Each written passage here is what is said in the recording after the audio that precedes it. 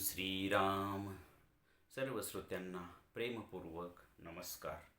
श्रोतेहो, आपण स्वामी विद्यानंद यांच्या भावार्थ रामायण संक्षिप्त या ग्रंथाच्या आधारे निर्माण झालेला मला भावलेले भावार्थ रामायण अर्थात आत्मपरायण हा ग्रंथ आपण पाहत आहोत.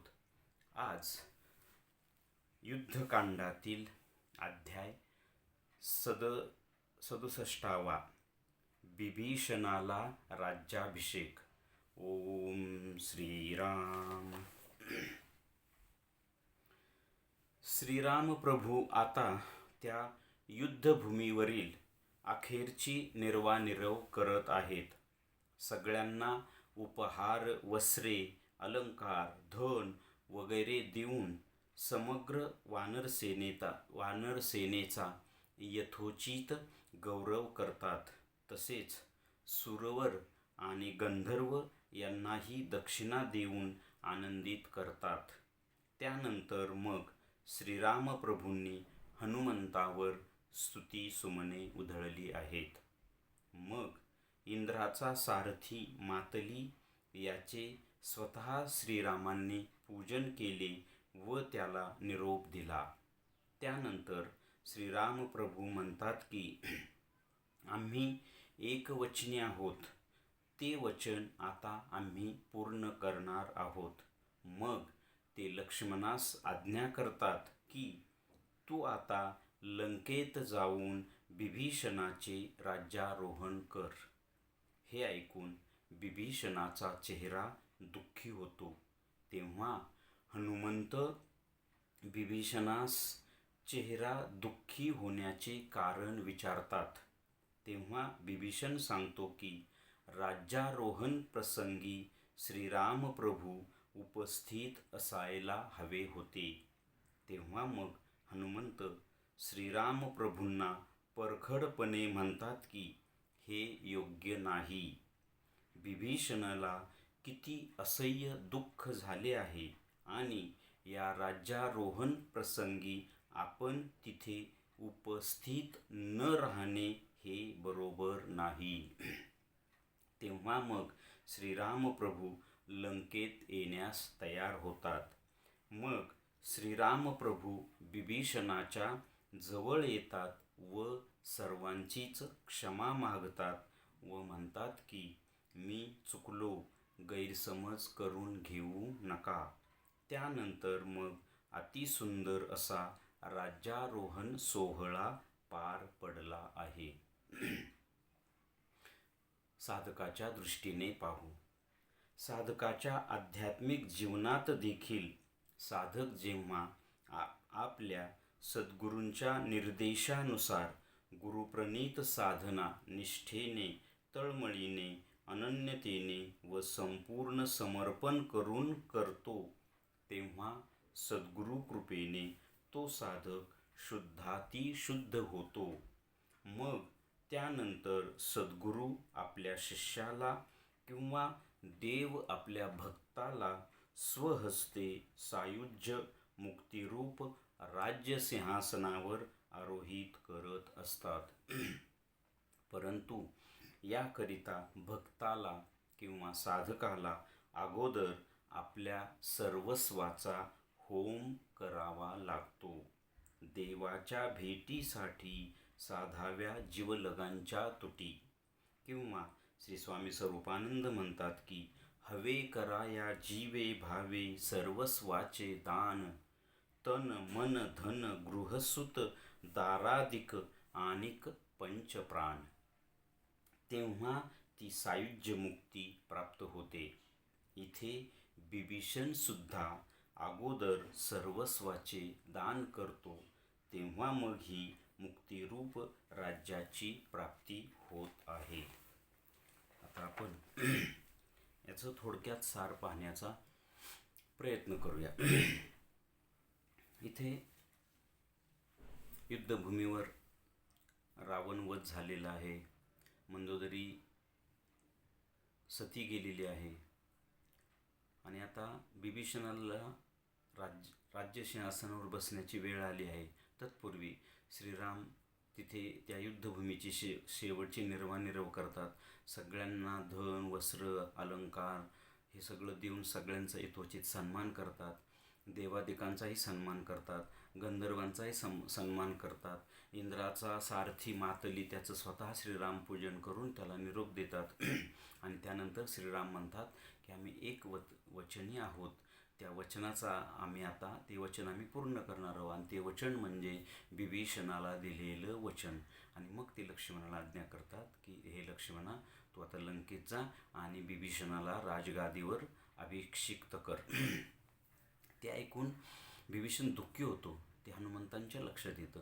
ते हनुमंत विचारतो की तुला दुःख होण्याचं काय कारण. तेव्हा तो सांगतो की माझ्या राज्याभिषेक सोहळ्यासाठी प्रभू श्रीराम स्वतः तिथे हजर असावेत असं मला वाटत होतं.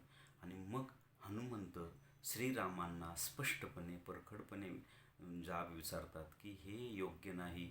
विभीषणाला आधीच तर खूप दुःख झाले आणि त्याच्या या राज्याभिषेक सोहळ्याला तुम्ही उपस्थित न राहणं हे चुकीचं आहे.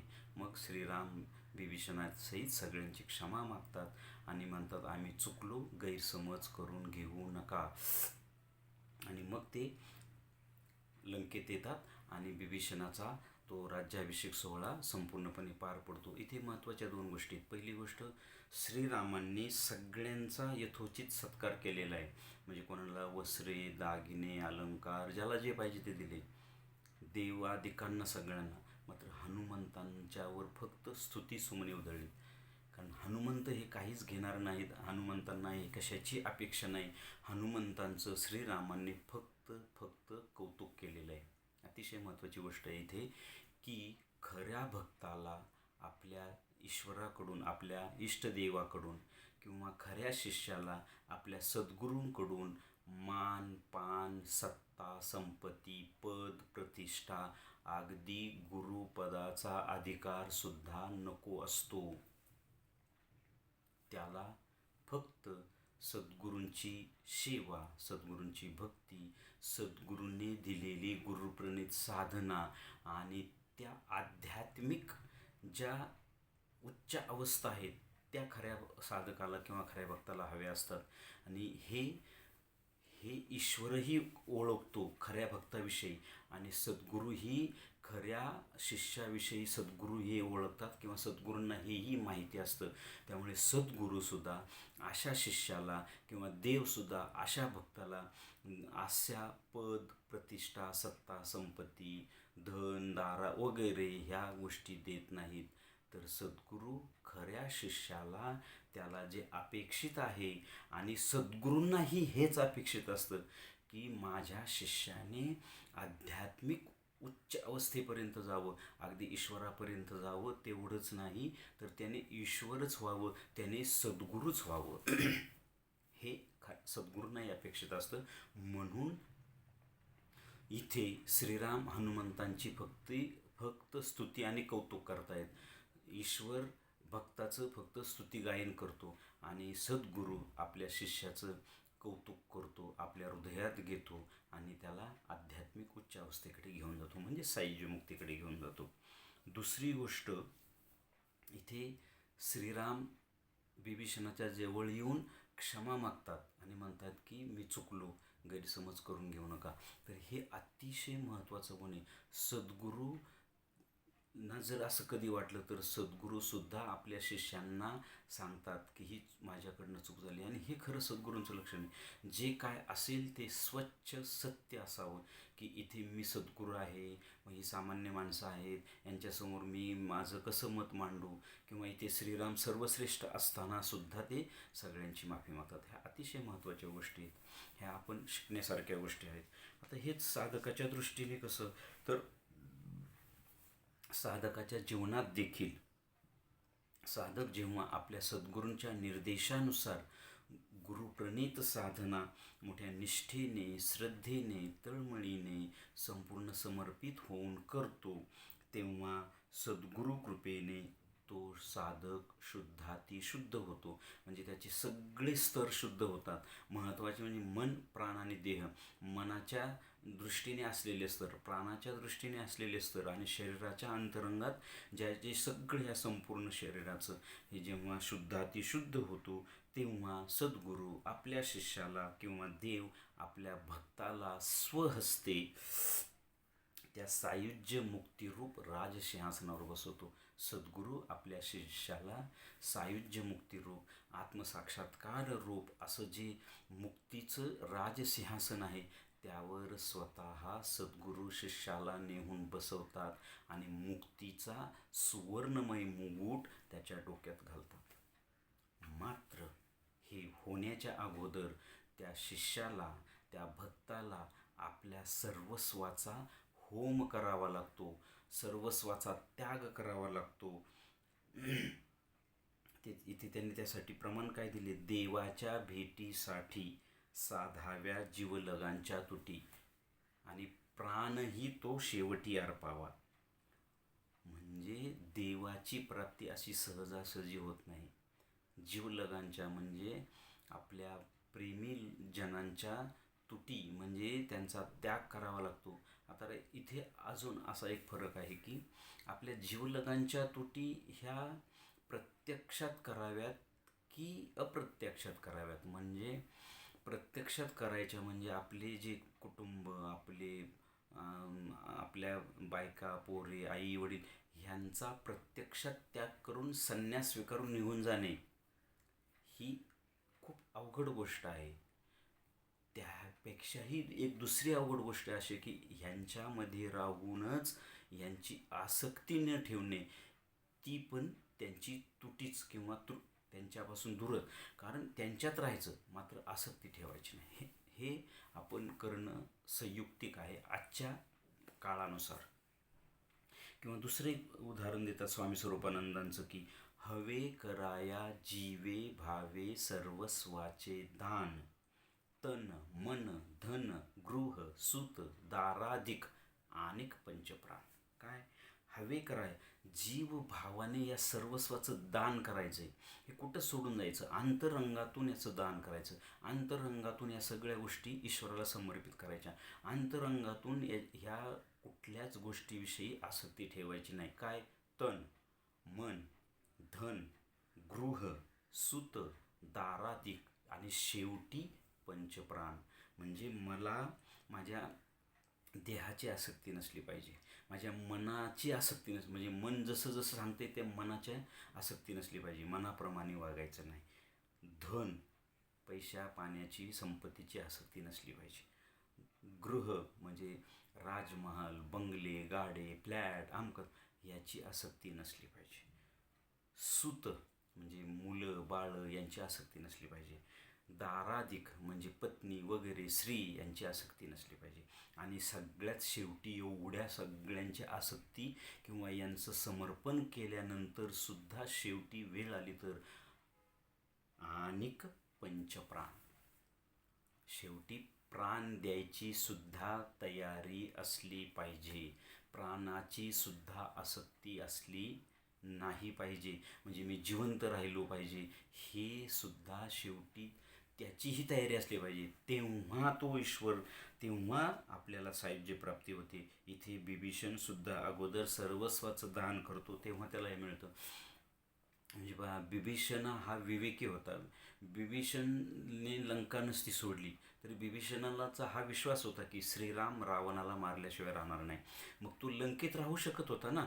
म्हणजे मग तो रावण मेला असता, सगळे कुंभकर्ण मेला असता, इंद्र सगळी राक्षस सेना मेली असती, तरी बिभीषण त्या युद्धात सहभागी झाला नसता, तर बिभीषण मेला नसता आणि ॲटोमॅटिकच बिभीषणाला लंकेचं राज्य मिळालं असतं ना.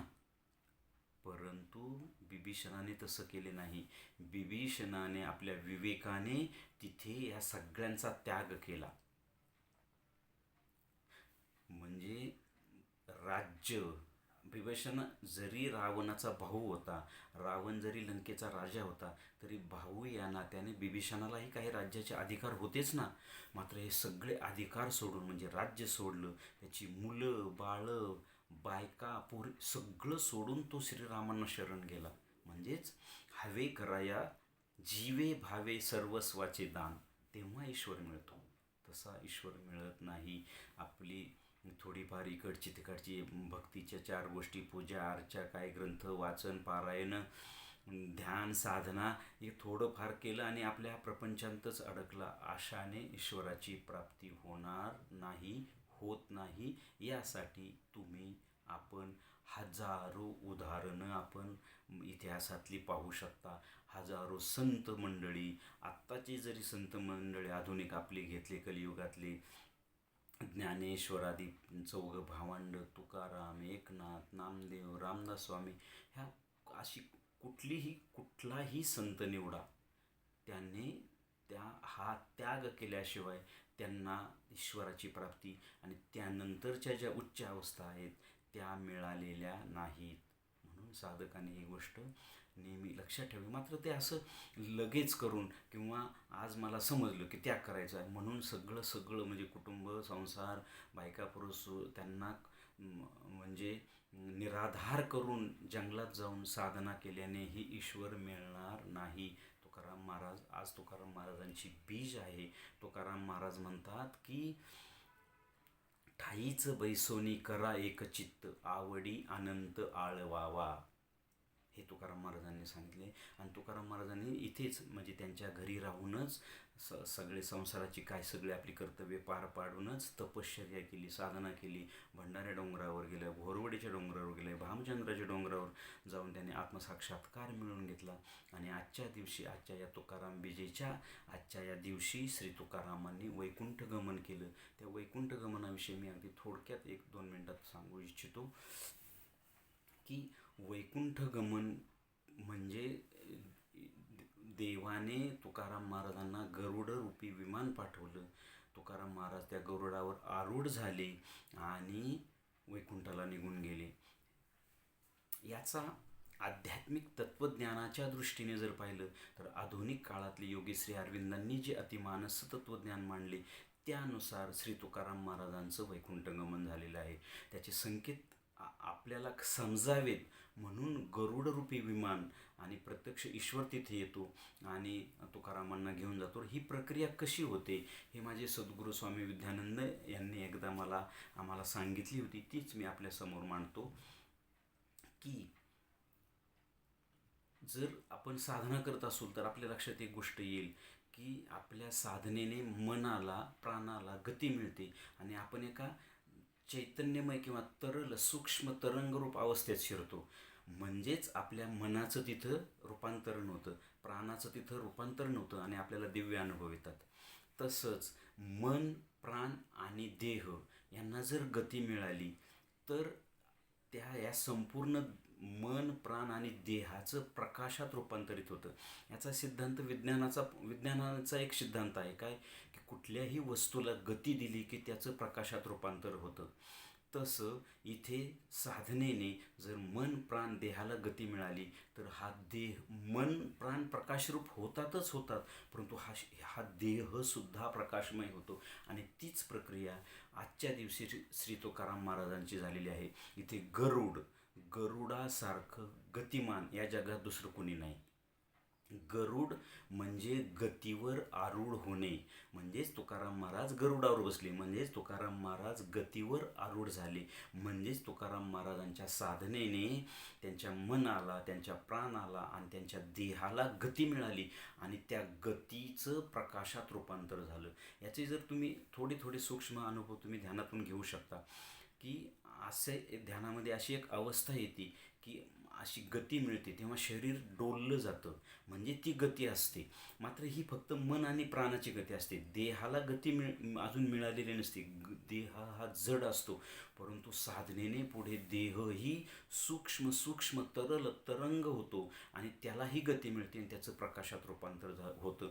अशीच प्रक्रिया आजच्या दिवशी श्री तुकाराम महाराजांची झाली आहे आणि ह्या प्रक्रियेलाच आधुनिक योगी श्री अरविंद अतिमानस म्हणतात. म्हणजेच मन प्राण देहाचं प्रकाशात रूपांतरण करणे, म्हणजेच ती सायुज्यमुक्ती. आणि हीच प्रक्रिया ज्या ज्या संतांनी सायुज्यमुक्ती मिळवली त्या सगळ्या संतांनी हीच प्रक्रिया मिळवलेली आहे. फक्त पद्धती प्रत्येकाच्या वेगळ्या आहे. एकनाथ महाराजांनी गोदावरीच्या नदीत शिरले आणि जलसमाधी घेतली, तिथेही त्यांनी हीच प्रक्रिया, कारण त्यांचा ध्येय गेला कुठे मग? जलसमाधी घेतली, त्यांचा देह सापडायला हवा ना, देह मिळाला नाही. म्हणजेच ही प्रक्रिया त्यांच्या देह मन प्राणाला गती मिळते आणि त्याचं प्रकाशात म्हणजे चैतन्यात रूपांतर होतं. ती प्रक्रिया आजच्या दिवशी श्री तुकाराम महाराजांनी मिळवली. अशाच पद्धतीने आपल्याला सुद्धा सगळ्यांना मिळवायचं आहे. या जन्मात नाही, पुढल्या जन्मात. या जन्मात आपण मनाला गती देऊ, दिव्य अनुभव घेऊ, प्राणाला गती देऊ, दिव्य अनुभव घेऊ. या देह आयुष्य संपलं तर पुढच्या जन्मात करू, पण हीच गोष्ट आपणा सर्वांना करायची. हेच श्री ज्ञानेश्वर महाराज पसायदानात सांगतायत की आपल्याला ईश्वरनिष्ठांची मांदियाळी करायची. या अशा पद्धतीने अशी प्रक्रिया झाल्याशिवाय ईश्वरनिष्ठांच्या मांदियाळीत आपण बसू शकत नाही. हेच या अध्यायाचं सार आहे असं मला वाटतं. श्रीरामार्पणमस्तु. हरिओम तत्सत. ब्रह्मार्पणमस्तु.